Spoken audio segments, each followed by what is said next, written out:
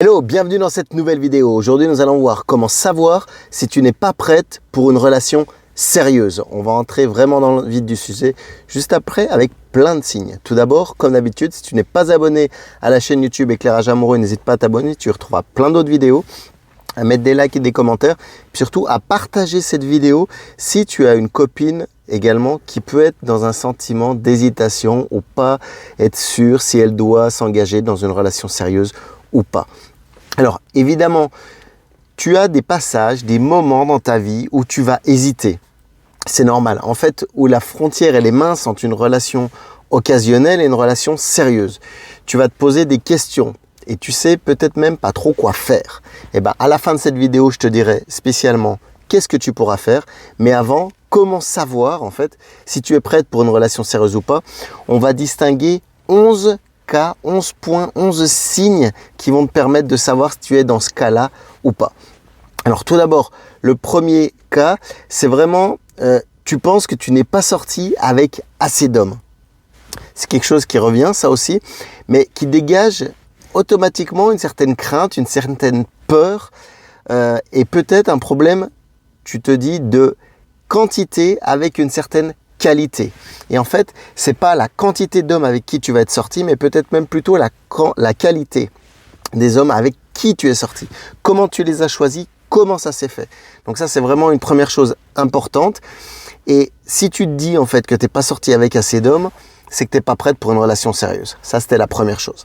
La deuxième chose, c'est tu n'arrives pas vraiment à être toi-même 100% quand tu sors avec un homme.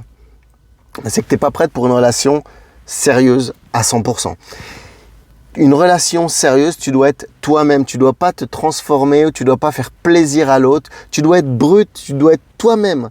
Et si l'autre te convient pas, eh ben tant pis, tu en prends un autre. Ou ce qu'il faut, c'est en rencontrer un autre. Mais pour ça, faire vraiment des rencontres qui te sont adaptées à toi. C'est pour ça que j'aide d'ailleurs les femmes à trouver la bonne personne exactement pour elles et pas pour une autre.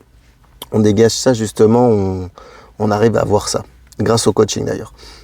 Et en fait, moi, je me suis marqué, tu n'arrives pas à être toi-même. Il peut y avoir des raisons, hein, c'est tout à fait normal, c'est là-dessus qu'il faut creuser.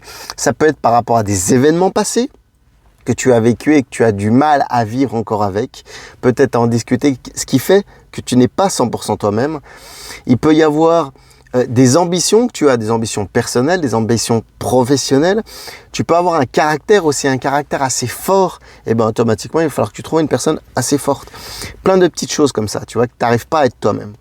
Donc ça, c'est la deuxième chose. Tant que tu n'arriveras pas à être toi-même 100%, tu ne pourras pas avoir une relation sérieuse à 100%. Deuxième chose. Donc la troisième, malheureusement, ça arrive encore parfois, c'est que tu penses encore à ton ex.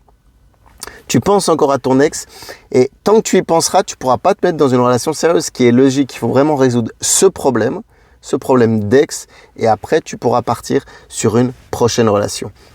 Et l'avantage aussi, en le faisant avec du coaching, c'est cette faiblesse de penser à ton ex, on va pouvoir la retourner en force. Et ça, n'hésite pas à venir en discuter ou m'envoyer un message, on pourra en discuter si tu es dans ce cas-là.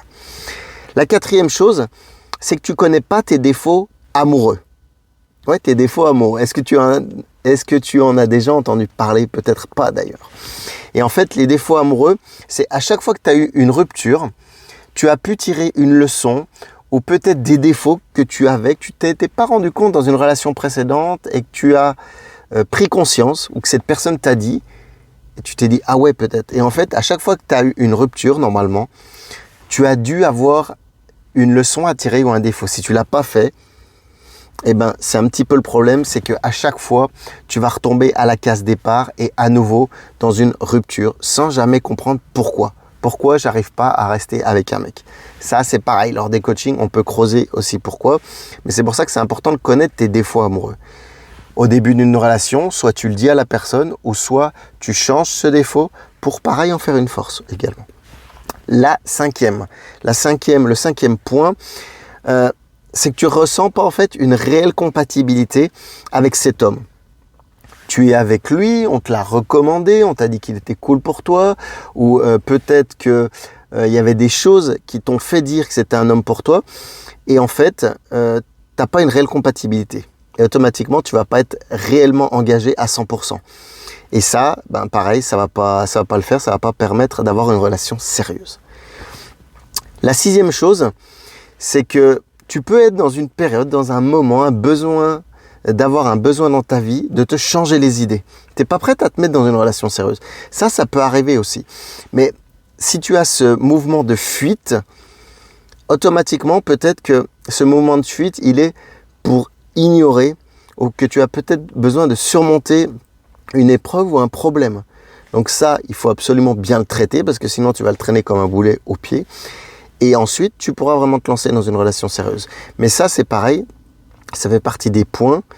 Et en même temps, si tu n'as pas traité donc que tu avais besoin de te changer les idées, et automatiquement, il va falloir le faire pour que tu sois tranquille. La 7e, c'est que tu veux être libre et indépendante. Alors oui, les femmes voulaient toutes être libres et indépendantes. Mais là, c'est d'autant plus fort. Je vais t'expliquer pourquoi. C'est que tu n'as pas envie de partager ton temps avec quelqu'un d'autre en fait. Tu n'as pas du tout envie. Donc c'est vraiment la femme très indépendante. Parce que tu peux être en couple, libre et indépendante. C'est pas problématique.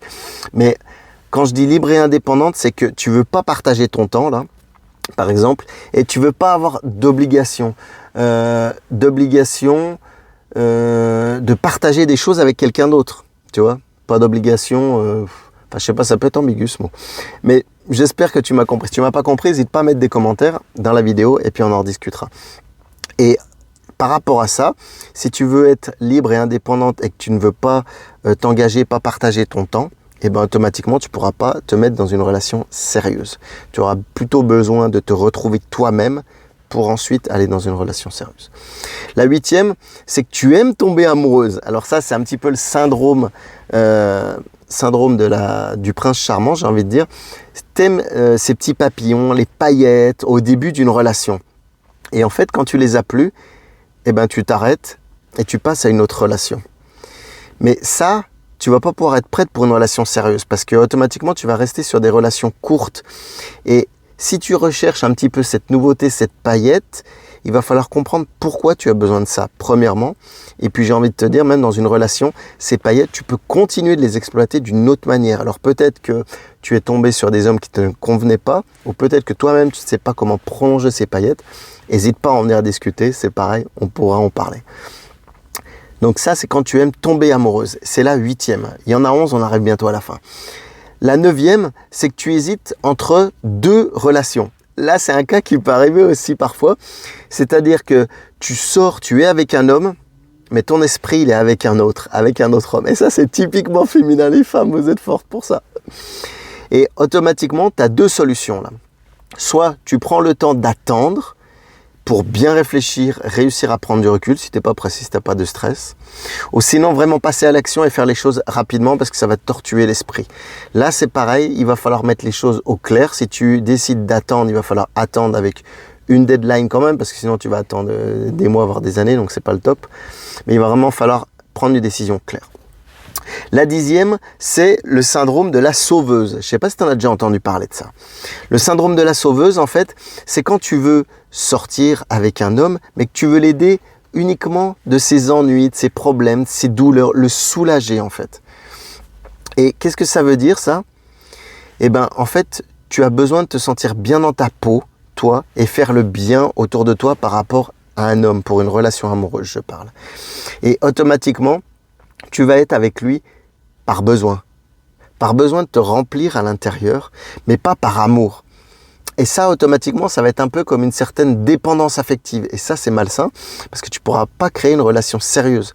Parce qu'automatiquement, une fois que tu auras aidé cet homme, cet homme il va s'envoler, cet homme va s'envoler, et toi, tu vas être dégoûté. Et encore une fois, c'est pas du tout le but, et c'est pas ça, une relation sérieuse. Et la 11e et dernière point, signe, ça va être que tu n'as pas confiance soit en lui ou soit en les hommes. Peut-être que tu as été déçu par un homme précédemment, plusieurs hommes, et que là, tu ne veux pas faire confiance. Et le problème, c'est que tu vas être de plus en plus méfiante par rapport à ça. Donc ça, c'est pareil, c'est un problème qu'il y a à creuser si tu n'es pas confiante, si tu n'as pas confiance dans les hommes. Et puis, je te disais au début, qu'est-ce que tu vas pouvoir faire si tu n'es pas prête à avoir une relation sérieuse? Eh bien, tout simplement, tu vas devoir prendre du recul sur toi-même, comprendre pourquoi, voire te faire accompagner peut-être pour y voir plus clair plus rapidement, plutôt que de laisser traîner les choses. Et puis, jusqu'à ce que tu sois prête, en fait, pour psychologiquement pouvoir t'investir dans une nouvelle relation. Et là, une fois que tu auras creusé, compris pourquoi tu n'es pas prête à avoir une relation sérieuse, par rapport aux signes que je t'ai énumérés, donc il y en a 11, et bien là, après, tu pourras vraiment avoir une relation sérieuse. Voilà. En tout cas, n'hésite pas à me contacter si tu as besoin, que ce soit sur Instagram, sur Facebook, alors, Arnaud.Rivière, c'est sur Facebook, et puis sur Instagram, c'est Arnaud-Lovecoach. Je te souhaite une excellente journée, soirée, et je te dis à bientôt dans une prochaine vidéo. Ciao, bye bye.